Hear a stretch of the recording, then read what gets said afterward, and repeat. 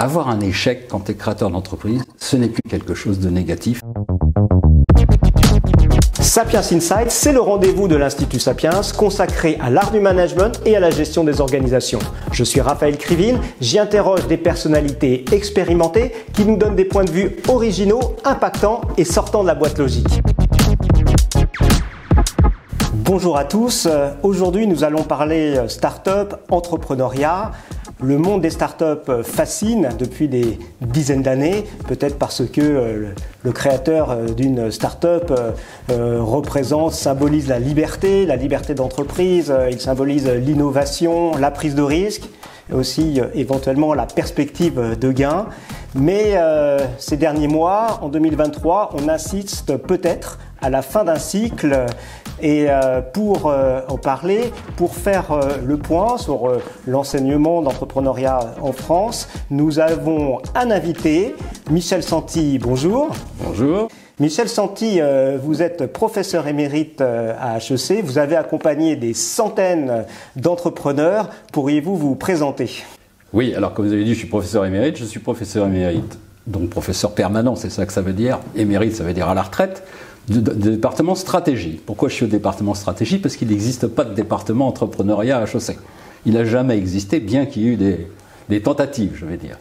Donc la stratégie, c'est le côté généraliste, et je suis rentré dans ce département parce que bon, les deux sujets qui me passionnaient et qui m'ont toujours passionné, et qui me passionnent toujours d'ailleurs, malgré mon âge, c'est innovation et entrepreneuriat. Et donc j'ai toujours développé des activités dans ce domaine, que ce soit des activités éducatives, j'ai construit des programmes, j'ai géré des filières entrepreneuriales au MBA par exemple, pendant 25 ans ou 30 ans, j'arrive plus à me souvenir, mais enfin de manière très longue, j'ai lancé des tas de programmes en formation continue, j'ai lancé également des cours dans un certain nombre de masters de la grande école, enfin bon voilà. Et à côté de ça, il faut que j'en parle quand même un peu, je suis business angel, donc j'ai investi dans des entreprises. La première fois que j'ai investi, c'était en 1978. Je me suis gamellé joyeusement d'ailleurs, mais c'est comme ça qu'on apprend beaucoup de choses. Et donc je suis business angel depuis pas mal de temps. Je ne savais pas que ça s'appelait comme ça à l'époque, mais j'ai découvert ça à Stanford. Et j'ai réinvesti par exemple cette année sur 6 nouveaux investissements. Et si j'investis, c'est pour y passer, pas seulement mettre de l'argent, mais pour y amener de la plus-value au travers de mon expérience, de ce que je sais faire, etc. Voilà. Autrement dit, on pourrait dire que vous êtes tombé dans la marmite de l'entrepreneuriat quand vous étiez petit. Ouais. Et il y a un nouvel opus d'Astérix qui sort, donc vous êtes Michel Santix de l'entreprise. Alors, comme on a la chance d'avoir avec nous effectivement un représentant de cette belle institution qui est HEC, j'aurais envie en premier, c'est un peu une digression, mais de vous demander comment vous avez observé finalement toute l'évolution d'enseignement. Il y a une trentaine ou quarantaine d'années, j'ai l'impression que c'était un petit peu comme dans le football. Les professeurs sortaient du centre de formation, beaucoup venaient d'HEC, les Vernimmen, les Viargues, les Cap Ferret, enfin plein de noms connus, et puis devenaient enseignants. Donc il y avait en quelque sorte une école française du management à HEC. Aujourd'hui, il y a un mercato international, il y a le poids des publications scientifiques, donc le corps professoral a évolué. Donc qu'est-ce qui reste finalement dans l'esprit initial? Quelle est je dirais l'identité d'HEC aujourd'hui?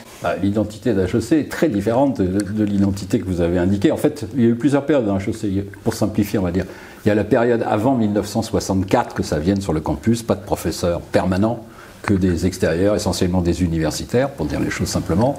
À partir de 64, sur le campus, création d'un corps professoral. À l'époque, on ne sait pas d'où viennent les profs. Il n'y a pas de formation pour les profs, il n'y a pas de programme doctoral comme ça existait après. Donc en fait, qu'est-ce qu'on fait? Qu'est-ce que fait l'école? Ils prennent des étudiants qu'ils ont repérés dans les promotions, ils les envoient aux États-Unis faire une formation de type doctoral simplifié, je veux dire, et puis hop, ils reviennent, ils sont profs. Donc, c'est un système très incestueux, si je puis dire. Mais effectivement, c'est une équipe qui est constituée à partir d'une base commune qui est le groupe HEC. Donc les étudiants sont pratiquement tous, il y a quelques exceptions heureusement, parce que sinon c'était terrible, tous d'HEC. Donc c'est une forte communauté, je veux dire, avec des valeurs communes et un fonctionnement très commun. Ça fonctionnait énormément ensemble, même les départements travaillaient ensemble, etc., ce qui n'est plus vraiment le cas à l'heure actuelle. Faut dire les choses comme ça. Et donc on était dans un système où on était très franco-français, il y avait pratiquement ou très peu de profs étrangers, mais c'était comme ça à l'époque. Aux États-Unis, il y avait des profs américains, en Allemagne, il y avait des profs français, enfin des profs allemands. Enfin, c'était pas original. On était dans une époque où la dimension nationale était clé. Et puis bon, ça a changé. Ça a changé sous l'influence des Américains et des Anglais et des Espagnols, à mon avis, point important. Et on est passé effectivement d'un système où il fallait avoir une dimension internationale. Comment avoir une dimension internationale? Les étudiants, le recrutement des étudiants, et les profs. Et si les profs n'étaient pas internationaux, les franco-français, ça n'aurait pas marché. Donc de manière claire, dans les années, je ne sais pas très bien dire, 80, fin des années 80, etc., début 90, peut-être 2000, interdiction de recruter des profs français. C'était la seule solution, effectivement, pour arriver à internationaliser le corps professoral. Et on est dans un système où on est passé d'un championnat national, où il y avait peu de rencontres internationales, si dans le cadre des conférences de Strategic Management Society ou autres, à un système où on est maintenant totalement mondial. Donc effectivement, c'est comme vous dites, c'est un mercato. Si vous venez à HEC, des profs français, il doit encore y en avoir quelques-uns qui restent, qui subsistent, parce qu'ils étaient moins âgés, ils ont été recrutés un peu plus tard, mais sinon c'est que des profs étrangers. Et c'est pareil partout. Et nous, les étudiants qu'on forme, les étudiants français dans le corps professeur, dans le programme doctoral, donc notre objectif, et c'est ce qu'on fait, c'est qu'ils soient recrutés par des universités étrangères. Donc on est vraiment dans un truc, c'est la Ligue des champions quoi maintenant, vous voyez ce que je veux dire. Donc, et il faut être dans la Ligue des champions, donc il faut être le numéro 1 français pour pouvoir jouer dans la cour des grands au niveau international. Bon, je pense qu'on s'est pas mal débrouillé quand même à HEC de ce point de vue-là. On a mis un certain temps à comprendre les règles du jeu international, qui n'étaient pas tout à fait les mêmes règles du jeu que le niveau national, même si on peut dire que la compétition était du même ordre, mais quand même, c'était pas le même niveau. Mais une fois qu'on a compris, finalement, je trouve qu'on a plutôt bien joué. On est dans les classements, on s'en sort relativement bien, quoi. Mais ça n'a plus rien à voir. Quand vous dites mercato, c'est mercato. Il n'y a aucun esprit communautaire. Chacun pour soi. Alors qu'est-ce qui va faire la différence qui fait qu'un étudiant, à part la Tour Eiffel et les joies d'être à Paris, mais en fait, qui va faire qu'un étranger va avoir envie de suivre les cours d'HEC. Et est-ce que, et venons-en à l'entrepreneuriat, est-ce que tout ce qui est effectivement enseignement à l'entrepreneuriat constitue un des facteurs distinctifs d'HEC? Et pour commencer, quand est-ce que finalement HEC s'est lancé dans l'entrepreneuriat? Je ne sais pas si vous-même, quand vous avez suivi HEC début des années 70, vous aviez déjà des cours sur la création d'entreprise. Non. Moi, je suis sorti en 71, je peux vous dire, création d'entreprise, on n'en parlait pas, ça n'existait pas. Mais ce n'était pas caractéristique d'HEC, on ne parlait pas de création d'entreprise en France. Enfin, c'était un truc, comme je dis, moi, le premier programme que j'ai lancé dans le cadre d'HEC pour des créateurs d'entreprise, c'était 1976. 1976, il était dit à l'époque qu'il y avait autant de berceaux que de morts au niveau des entreprises. Donc vous voyez, c'est allé très peu finalement, parce que bon, il y en avait un peu plus en 76 parce que c'était le bon moment de la crise, mais ça veut dire qu'il y avait très peu de création, on était dans un système qui était bloqué. Il n'y avait aucun enseignement là-dessus. Donc ça, c'est pour répondre à votre question, non. Moi, j'ai zéro eu le truc. C'était une pure passion personnelle, je dirais. Vous avez été un des entrepreneurs du sujet, on va dire. J'ai été un intrapreneur, on pourrait dire, puisque j'ai fait ça dans HEC, avant effectivement de le faire éventuellement à l'extérieur. Mais moi, j'ai passé mon temps à lancer des nouveaux programmes, à lancer des nouveaux cours qui tournaient autour de ce sujet. C'est sûr. Et il se trouve que ça a marché, si je puis dire. C'est-à-dire, cet esprit entrepreneurial, c'est très fortement développé. Très, très fortement développé en France. C'est extrêmement significatif. Et ce qui fait qu'effectivement, si on se met du point de vue des élèves, dans les années 80, je pense qu'il y avait des wagons entiers de jeunes HEC qui partaient dans les grandes boîtes, le Crédit Lyonnais, à l'époque d'Abreu, etc. Je ne sais pas s'il y en avait beaucoup qui choisissaient la majeure entrepreneur, alors que les dernières années, on a vu une forte, au contraire, tendance à s'inscrire et à suivre ces cours-là. Les stages, on a vu tous ces stages apparaître de bras droit du fondateur de la start-up. Et donc, est-ce que ça continue d'ailleurs ou ça se tasse un petit peu? Ça ne se tasse pas du tout, ça continue tout à fait. Bon, historiquement, moi je sais, quand je suis sorti, et puis les années d'après, la voie royale, c'était l'audit, quoi, pour simplifier les choses. Après, ça a été les sociétés de conseil, en stratégie, etc. Après, ça a été les banques d'affaires. Mais entre-temps, il y avait toujours, et au fur et à mesure ça s'est développé, la dimension entrepreneuriale. Donc, la majeure HEC entrepreneur, j'en parle d'autant plus que c'est pas moi qui l'ai lancé et qui l'ai géré, est un succès phénoménal. Je veux dire, c'est un niveau de sélection comme il n'y a pas dans une autre majeure. Ça, c'est la première chose. Est-ce que ça a concouru à la dimension internationale de l'HEC? J'en suis pas forcément convaincu. Quand même, il se trouve là que j'ai un Américain qui a suivi la majeure entrepreneur et qui me propose d'investir dans sa boîte. Donc vous voyez que manifestement, ça peut avoir une certaine attirance pour des étrangers. Mais je ne suis pas convaincu forcément. Pourquoi? Parce que pratiquement toutes les grandes universités maintenant ont aussi développé la partie entrepreneurship, on va dire ça comme ça. Alors pas forcément comme nous, mais peu importe. Par contre, bon, faut dire les choses, c'est les classements qui fait que les gens viennent. Hein. Bon, les classements, ils sont faits sur quoi? Sur les résultats. Enfin bon, il y a beaucoup de critères, mais enfin le critère le plus important, c'est quand tu sors, t'es payé combien, quoi. Et alors, ce qui peut être un peu contre-intuitif, parce que finalement, il me semble que ce qui fait le point commun de bon nombre d'entrepreneurs, c'est plutôt une dimension psychologique. C'est peut-être le goût au risque, le fait d'être confortable dans l'inconfort de cette prise de risque, le risque de tout perdre. Et donc, il n'y a pas du tout de critères de sélection, par exemple, pour les programmes par rapport à cette dimension. Non, alors il y a un critère de sélection pour la majeure entrepreneur, ça c'est clair. Mais pour HEC, non, ça n'existe pas. On n'est encore pas du tout dans cette logique. En revanche, moi, ce que je constate, c'est que je veux dire, l'aversion au risque est quelque chose qui a énormément disparu. C'est-à-dire, on est dans un système maintenant, et je crois que ça prouve que ça marche. Quand il y a ça, ça marche. Avoir un échec quand tu es créateur d'entreprise, ce n'est plus quelque chose de négatif, c'est souvent perçu par quelque chose de positif. C'est-à-dire, ils ont appris quelque chose, ils ne referont pas la même erreur, c'est une belle expérience. Voilà. Donc, à partir du moment où on dit ça, ça change complètement la règle du jeu, quoi. Parce qu'avant, mon époque, si je puis dire, on se traînait comme un boulet le fait de l'échec. Vous voyez ce que je veux dire? Maintenant, il n'y a plus du tout ce problème. On dit, la première truc, il a eu un échec, c'est pas grave, il a appris des choses. Maintenant, il y a la preuve, regarde, son truc est beaucoup mieux, il a pigé. Ça change. L'aversion au risque est une donnée essentielle. Et ça, les jeunes, ils n'ont plus d'aversion au risque. Alors, par rapport aux étudiants, il y a des dizaines et dizaines d'années, il y avait encore HEC pour les garçons, HEC jeunes filles. Aujourd'hui, évidemment, c'est mix. Il y a, je pense, 50-50, la mixité totale moins, mais à peu près. Au niveau des étudiants. Et on retrouve cette mixité également dans les filières, que ce soit en MBA ou HEC, pour les filières liées à l'entrepreneuriat.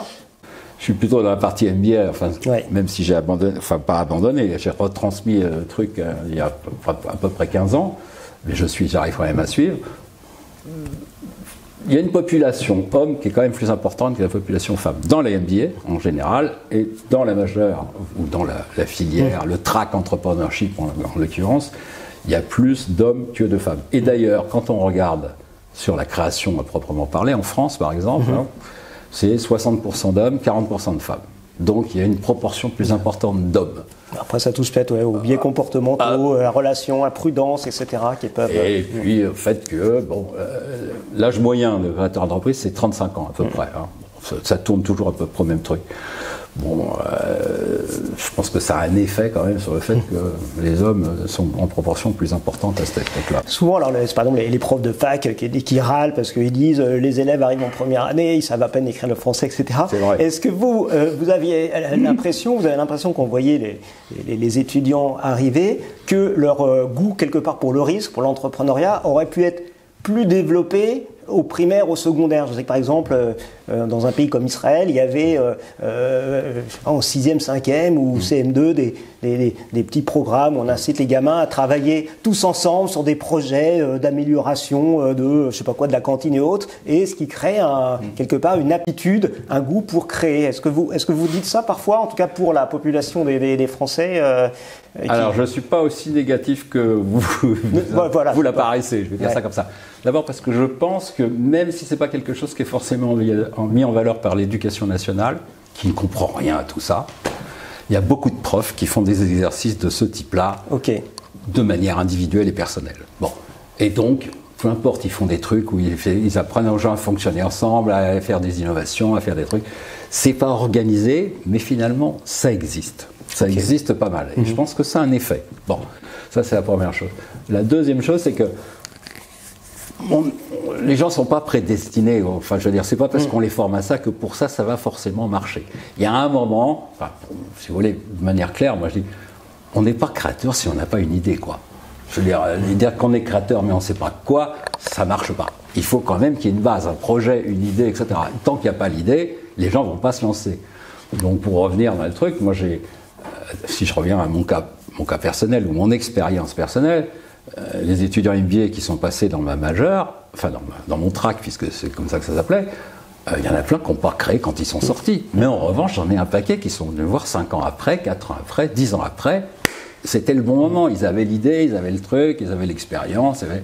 Voilà. Donc, on ne peut pas demander aux gens de créer comme ça quand on le veut. Il faut que ça se présente. Donc, il faut qu'il y ait des opportunités et il faut qu'il y ait un environnement favorable. Je dirais quand même qu'en France, on a un environnement qui est globalement très favorable maintenant. Il faut voir les choses. Ce n'est pas qu'un discours, c'est une réalité. Une dernière question sur l'enseignement. Si on ressortait vos polis des années 70, 76, et puis si on les comparait, à l'époque ça devait être des polis, aujourd'hui ça devait être des slides, des vidéos, etc. Mais qu'est-ce qui est resté et je pense qu'est-ce qu'il y a de nouveau? Vous voyez, je pense que le BFR, le besoin en fonds de roulement, on doit toujours en parler. Hein. Bon. Alors, j'aurais tendance à dire il n'y a pas grand-chose qui est resté à part le bon sens. Voilà. Je vais dire ça, c'est le bon sens est resté. Sur le reste qu'on enseignait, je vais dire en finance, maintenant ça n'a plus rien à voir avec ce qu'on fait. En marketing, avec tout ce qui est Internet, machin, il y a des milieux de ce qu'on faisait. Enfin bon, ça a quand même beaucoup bougé. Il y a des trucs qui sont un peu stabilisés, du style le droit, des machins comme ça. Encore que ça bouge quand même. Hein. Mais bon, il n'y a pas grand-chose à garder. Tout a évolué énormément. Et ce qu'on enseigne maintenant, ou ce qu'on n'enseigne pas, mais qu'on transfère, etc., qu'on transmet, ça n'a plus grand-chose à voir avec ce qu'on faisait. Voilà. Il n'y avait rien qui était adapté à la création non plus. Hein. Je veux dire, peut-être un exemple concret de choses, on va dire, de cours importants ou de modules importants qu'il y a aujourd'hui. Vous avez parlé de finance. Je veux dire, la Bible, c'était le Vernimène. Ouais. Bon, quand on regarde le problème de la valorisation des startups, je lis le Vernimène, mais ça me fait rigoler. Enfin, je veux dire, parce qu'il n'y a pas de chiffres. Enfin, je veux dire, quand il n'y a pas de chiffres, le mec, il arrive, il a peut-être 1 an d'existence, donc il n'y a pas de chiffres, il n'y a pas de fondamentaux véritables. Donc, comment on valorise ce truc? Ça n'a pas grand-chose à voir avec une entreprise qui existe depuis 50 ans, avec une activité relativement régulière, avec un taux de profit, avec un taux de machin, où là, on a une formule bien connue, patati patata. On n'est plus du tout dans cette logique, quoi. Alors Michel, vous parliez de l'environnement qui était très favorable. Justement, peut-être vous pourriez nous en dire plus. Qu'est-ce qui le rend favorable? Qu'est-ce qui rend l'environnement favorable? C'est d'abord qu'il y a un environnement, entre guillemets, qui va aider à la création. Enfin, pas aider, le terme aider est un mauvais terme. Enfin, qui va faciliter la création d'entreprises. Bon. Globalement, on trouve de l'argent plus facile, beaucoup plus facilement aujourd'hui, alors qu'avant, on ne trouvait pas pour la création d'entreprise. Enfin, je veux dire, avant, il fallait se débrouiller comme on pouvait. Il n'y avait rien qui était adapté. Que ce soit le monde financier à proprement parler, la BPI, par exemple, c'est un super truc, il faut dire les choses. Et puis, comme le goût du risque s'est développé, il y a beaucoup plus de gens qui sont prêts à risquer une partie de leur mise, si je puis dire, et d'investir. Moi, je suis un grand fanat. Moi, je n'investis qu'un an précis des signes. Hein. D'accord? Donc, tout début, Rien n'est figé, tout est à faire. Au début, il y a une idée, il y a un petit projet, il y a un début d'équipe, etc. Et puis, il faut tout construire. Bon, c'est là que c'est passionnant. Et il y a quand même des gens qui prennent des risques à ce niveau-là. Donc, c'est bien. C'est pas les VC. Hein. Les VC, ils attendent un peu plus tard, en général. Bon, mais c'est bien qu'il y ait ces trucs. Sauf que ça serait bien que les VC sortent les investisseurs providentiels ou les business angels quand ils ont réussi, ceux qui savent faire. Ça, c'est pas toujours le cas. Et puis, il y a énormément d'outils qui ont été créés, entre guillemets, donc indépendamment de cet aspect favorable, etc., il y a énormément d'outils qui ont été créés qui facilitent énormément la vie des entrepreneurs. C'est-à-dire maintenant, que ce soit en finance, je veux dire... ouvrir un compte, machin, Conto, c'est excessivement simple. Vous pouvez faire des tas de trucs sur Conto. La compta, c'est extrêmement facile. Le droit, vous avez des boîtes comme, bon, je vais peut-être pas citer, mais enfin, Legal Start ou des trucs qui vont faire tout votre truc de droit, votre constitution, votre machin, votre bidule, vos AG et tout. Vous n'avez pas à vous embêter, il y a juste à leur donner des informations. Il y a des outils collaboratifs qui permettent de travailler avec les clients, avec les fournisseurs, à l'intérieur d'un groupe, etc., qui sont extrêmement percutants. Gestion de la paye. Oui. Bon, donc, je veux dire, les entrepreneurs peuvent vraiment se consacrer sur ce qui est leur truc essentiel, quoi, ce qui est le point essentiel sur lequel ils doivent travailler, qui fait là où ils ont une vraie valeur à créer. Et donc, tout ce qui est de peu de valeur pour moi, maintenant, je veux dire, c'est extrêmement facile et c'est très peu coûteux en plus. Alors pour autant, je lisais dans le Figaro un article récent qui disait la French Tech s'inquiète du tsunami réglementaire européen, donc toutes ces règles, AI Act, Digital Service Act, etc.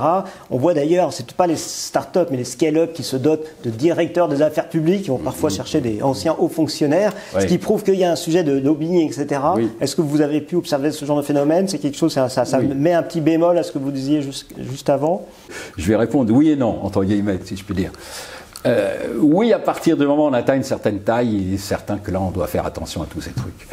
À partir du moment où on est petit et qu'on démarre, j'aurais tendance à dire, bon, on peut faire l'impasse un certain temps, on se fera ramasser éventuellement. En général, ça ne va pas forcément coûter très cher, parce qu'on arrive à s'entendre sur le truc, on dit, bon, d'accord, je vais rentrer dans les clous, etc. Donc, bon, voilà, c'est le risque entrepreneurial. Il faut faire des choses. Donc, moi, j'ai investi dans des startups, dans la fintech. Franchement, bon, on n'était pas super bien couverts, on avait un accord, t'es pas vraiment sûr, est-ce qu'on pouvait le faire, pouvait pas le faire. Bon, on se débrouillait pour trouver une banque qui acceptait qu'on utilise leur truc, enfin bon. Donc on arrive toujours à trouver des biais. Si on est un peu intelligent, un peu finot, si je peux dire, on arrive toujours à trouver des biais qui fait que, bon, peu ou prou, on rentre dans les clous.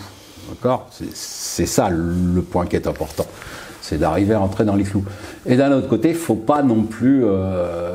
toutes les activités ne sont pas forcément concernées. Il y a un truc qu'il faut faire super gaffe, c'est RGPD, ça c'est clair. Et ça, il y a beaucoup de gens qui ne font pas suffisamment attention à ça. Okay. Et c'est une réglementation qui est quand même intéressante. Bon, moi je suis assez pour, hein, à titre personnel en tant que consommateur, mais elle n'est pas forcément facile à gérer pour les entreprises. Alors parlons de 2023, ce retournement de cycle, la fin des taux à zéro, moins de levée de fonds, etc.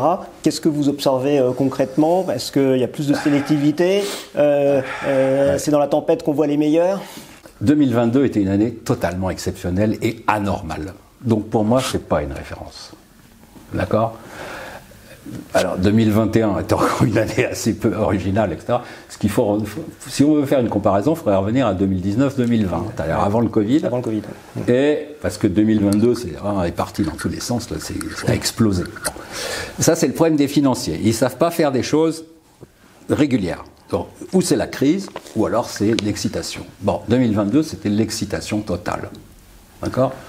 Donc l'argent était facile. Les valorisations étaient stratosphériques. Alors, c'était très bien pour ceux qui en ont profité en 2022. 2023, on revient à une situation normale. On devrait revenir à une situation normale. En fait, on revient à une situation un peu de crise parce que les financiers, c'est blanc, noir. Et là, c'est noir. Bon. Il faut quand même relativiser, hein, parce que je regardais les chiffres avant de venir. 2022, il y a eu à peu près en France 1 100 000 créations de tourisme. Bon, là-dessus, il n'y en a que 300 000 sous forme de société. Les autres, c'est les auto-entrepreneurs, auto-entrepreneurs, non propres, etc. 300 000. Et sur les 300 000, il y en a à peu près 70 000, plus d'une personne. Bon, donc relativisons les choses. Ouais, ça fait quand même 70 000. Entreprise créée de plus d'une personne. Bien. Et si on regarde 2023, alors on n'a pas tous les chiffres pour l'instant, mais si on regarde le dernier semestre 2022, premier semestre 2023, plus 2% par rapport à l'année d'avant. Donc le début d'année 23 n'était pas si catastrophique que ça. Les 3 premiers trimestres, apparemment, on est à moins 1,5%. Donc globalement, on est à peu près dans les mêmes eaux. Alors, vous allez me dire, c'est pas forcément les startups, ça, c'est les petites boîtes qui se montent. C'est vrai. Si on regarde un autre chiffre qui est intéressant, l'investissement qui a été fait par les VC sur les 3 premiers trimestres 2023, ça se monte quand même à 43,6 milliards d'euros. En Europe, hein. J'ai éliminé les États-Unis, c'est un autre cas. En Europe, 43,6 milliards d'euros. C'est 50% de moins que la même période en 2022. Donc là, on voit l'effet. Bon. Donc je vais dire, c'est pas ça qui fait qu'il y a moins de création. Par contre, il y a beaucoup moins d'argent qui est investi. Et ça, c'est à cause de ce monde financier qui ne sait pas fonctionner normalement. Et donc là, les valeurs sont dégringolées, les gens qui doivent relever se trouvent dans des situations difficiles parce que s'ils arrivent à trouver de l'argent, c'est à peut-être 2 fois moins de valo que le coup d'avant, etc., etc. Ça va être difficile. Donc, c'est très difficile pour ceux qui sont en croissance forte, et les licornes, etc., ceux-là vont avoir des grosses difficultés. En revanche, sur les phases seed et pré-seed, il n'y a pas cette crise, manifestement, pour l'instant. L'argent se trouve, d'abord il y a toujours des bons projets, l'argent se trouve et il existe, il s'investit, manifestement il y a des deals qui se font, alors peut-être à des valos moins élevés, mais tant mieux, enfin je veux dire, on était dans un truc de fou avec des valos stratosphériques qui n'avaient aucun sens. La règle qu'il y avait dans le monde de la finance, c'était, voilà, on investit sur les entreprises qui ont un ratio de plus de 40%. Alors, plus 40%, c'était taux de croissance plus taux de profit mesuré par l'EBITDA, d'accord ? Donc si vous avez plus 40, on investit dedans. Donc ça veut dire, j'ai 80% de croissance, je perds 40% de mon chiffre d'affaires, je suis dans les plus 40. Mais on était dans cette logique-là. Okay. Donc la croissance, peu importe le résultat. Bon, on est revenu à un truc qui est plus sain, c'est-à-dire maintenant, nom d'un chien, t'es gentil, mais t'es rentable quand, quoi. On va pas remettre de l'argent tout le temps. C'est ça. Alors après, il y a peut-être aussi aujourd'hui des évolutions différentes en fonction des secteurs. On parlait de la tech, et je voulais votre avis sur l'industrie, parce qu'on parlait de la crise du Covid, hein, on se comparait avec 2019, et puis crise du Covid oblige, il faut réindustrialiser la France. Mais aujourd'hui, un entrepreneur, jeune ou plus âgé, investir dans l'industrie, est-ce que la rentabilité du capital est là pour l'industrie, pour le... Il y a des phénomènes de mode dans l'investissement. Bon, donc il y a eu un moment, tout le monde voulait investir dans les vendeurs de chaussures sur Internet. Complètement stupide, doublement stupide. D'abord parce que on faisait survivre des tas de boîtes qui étaient concurrentes, donc ça cassait le truc. Et ensuite parce que, bon, pour être très franc, c'est pas une activité qui est passionnante. Bon. Et puis après, ça a été le soft. Et puis après, ça a été les fintech. C'est toujours un peu les fintech. Maintenant, c'est l'intelligence artificielle. S'il n'y a pas d'intelligence artificielle dans votre truc, vous n'aurez pas d'argent. J'exagère à peine en disant ça. Hein. Bon. Donc il y a toujours eu des phénomènes de mode. C'est évidemment d'une stupidité totale, mais c'est comme ça. On est dans un phénomène de mode. C'est le cas du management, c'est le cas de la finance. On n'en sortira pas. Bon. L'industrie, c'est pas une mode pour l'instant, c'est un discours politique. Première chose. Le discours politique, les financiers, ils s'en foutent complètement. Bon, la première chose. Deuxième chose, l'industrie en général nécessite des montants d'investissement qui n'ont rien à voir avec les sociétés, Internet, machin et tout. Je veux dire, il faut voir les choses en face. Oui, on arrive à faire des volumes. On arrive à faire des volumes extrêmement importants avec une appli, avec une plateforme, avec un truc. Alors que dès qu'on parle d'investir en trucs, c'est toujours par paquet de 30, 50, 100 millions, quoi. Et c'est plus le même jeu. C'est plus le même jeu. Et donc, là, c'est plus les VC classiques qui vont faire ça, c'est pas possible. Puis il faut qu'il y ait un système qui soit... Bon, après, je conçois qu'effectivement, ça soit intelligent d'investir dans l'industrie, parce que ça crée des emplois à côté, en plus. Mais ce n'est pas les mêmes montants qui sont en jeu, c'est ça que je veux dire. Et donc, ce n'est pas les mêmes investisseurs, ce n'est pas les mêmes mécaniques que celles dans lesquelles on est à l'heure actuelle. On est dans un monde qui est très moderne, je veux dire ça comme ça. Alors que le monde de l'industrie n'est pas forcément moderne. Là, on se rapproche de la fin de notre émission, et en fait, je voulais profiter de votre présence de cette interview. Vous parliez de bon sens, etc. Mais pour faire une masterclass en 2 minutes, ça veut dire que je sais que vous intervenez auprès d'entrepreneurs, vous intervenez en conseil, etc.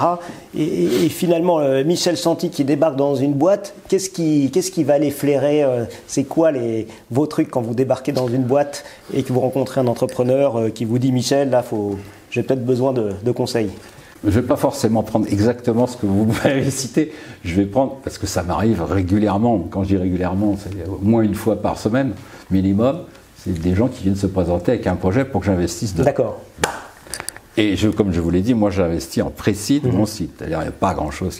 Donc il y a une chose que je sais, c'est que tout ce qui me présente en termes de chiffres, ça ne sera jamais ça.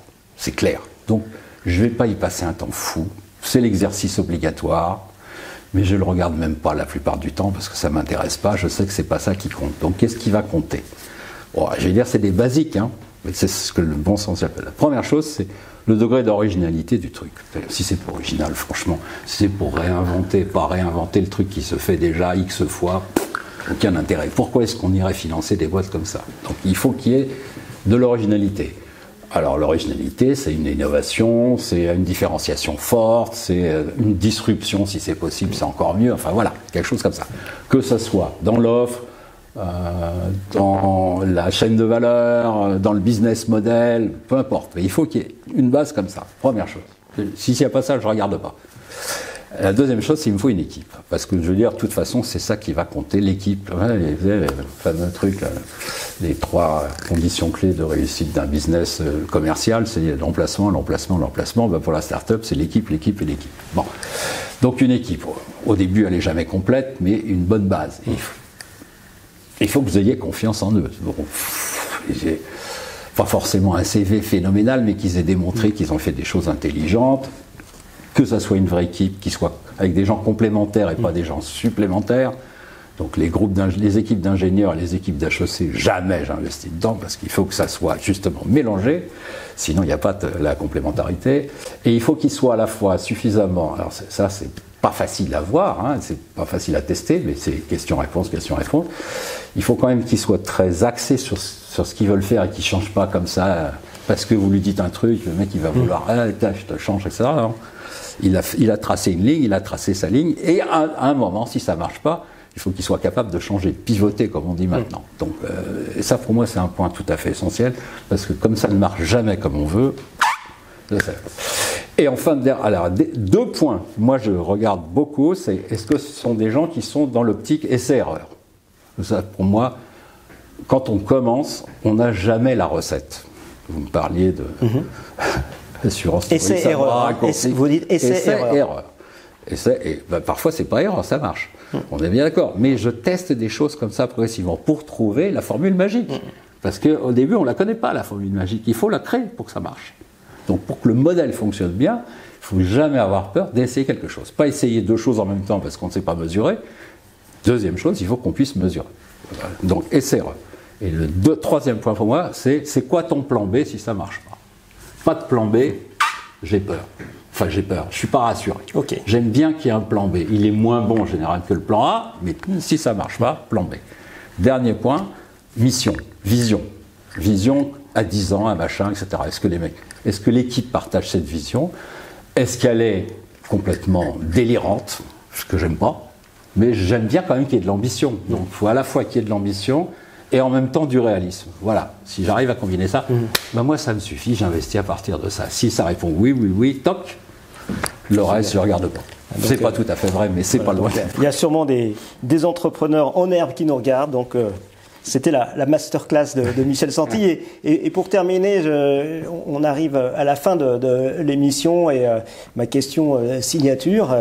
Alors, plan A, vous répondez, puis plan B, si vous n'avez pas de réponse, c'est pas grave. C'est en fait, est-ce que vous voulez bien partager avec nous? Vous avez peut-être eu récemment un coup de cœur ou un coup de gueule. Ça peut être par rapport à une start-up que vous avez repérée, un bouquin, ce que vous voulez, à partager avec nos spectateurs. Alors, je ne vais pas me faire que des amis dans ce métier du monde des business angels, mais j'ai un coup de gueule contre les clubs de business angels. Voilà. pour une bonne raison, c'est que je pense qu'ils font le métier à l'envers. C'est-à-dire qu'ils passent énormément de temps dans l'analyse avant d'investir. Ils prennent un maximum de précautions.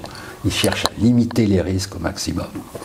Et donc, ils bouffent un temps considérable des entrepreneurs qui ont franchement autre chose à foutre que ça. Ils dépensent de l'argent sur des trucs comme s'ils faisaient un investissement de 5 millions d'euros alors qu'ils investissent 200 000 euros. Enfin, quand on fait 200 000 euros, on ne va pas claquer 50 000 balles auprès d'un spécialiste en brevet, d'un spécialiste en compta, de machin, etc. Et puis, une fois qu'ils ont fait ça, c'est rare qu'ils suivent vraiment les investissements qu'ils ont fait sérieusement. Alors que ce métier, c'est exactement l'inverse. Il faut passer très peu de temps et être excessivement rapide dans la sélection. Donc pour ça, il faut avoir beaucoup de projets qui dégringolent et trier très vite.